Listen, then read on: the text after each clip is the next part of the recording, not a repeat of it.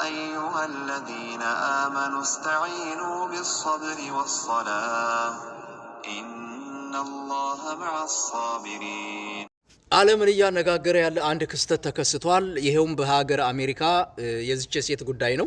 ይቺ ሴት እንግዲህ ወደ ሀገር አሜሪካ ፍላይ ካደረገች በኋላ እዛ ከደረሰች በኋላ ኤርፖርት አሜሪካ ውስጥ ፓስፖርቷ ሲታይ ከየት ነው የመጣሽው? ይህ ፓስፖርት በዓለም ላይ በካርታም ላይ የሌለ አገር ነው። ከየት ነው የመጣሽው ተብላ ተጠየቀች። ስትጠየቅም የሰጠችው መልስ ከቱሬንዛ ከሚባል አገር ነው የመጣሁት ብላ መልስ ትሰጣቸዋለች። ሰዎቹም ይደናገጡና የኤርፖርት ሰራተኞች እቺን ሴት በቁጥጥር ስር ለማድረግ ያስቡና ትንሽ ትረጋጋ በሚል ለተወሰነ ሰዓት የሆነ ክላስ ውስጥ ማረፊያ ክላስ ካስቀመጧት በኋላ ድጋሚ ሄደው በሚያዋት ሰዓት ይህች ሴት የለችም። ሰማይ ትግባ ምድር ትግባ የሚታወቅ ነገር የለም። በጣም የሚገርም ጉድ ነው ጋይስ። ይህ እሷ መጣሁበት የምትለው አገር በዓለም ላይ ተፈልጎ ጠፍቷል።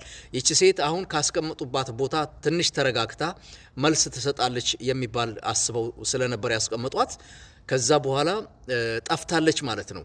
አንዳንድ ሰዎች እንደሚሉትም ከላይ ነው የወረደችው የሚባልም ነገር አለ። እንግዲህ እሱን አናቅም፣ ወደፊት አብረን የምናየው ጉዳይ ይሆናል ማለት ነው።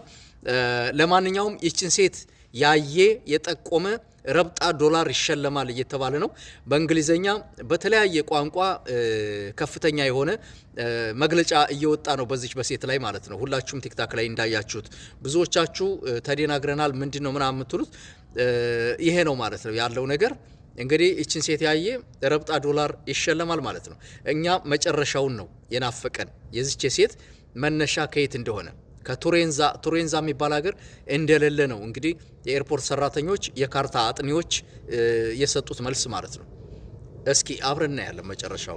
With a passport from a country that has never existed in our lifetime. Authorities at JFK International Airport are in shock. Tonight, a woman arrived from Tokyo carrying a passport from a nation called Turenza, a place that does not exist on any map of our world. The passport was flawless. Biometric chip, perfect holograms, dozens of stamps from countries that also do not exist. Her documents were perfect, better than perfect. But the country, Turenza, it doesn't exist anywhere. News, a woman has landed at JFK Airport.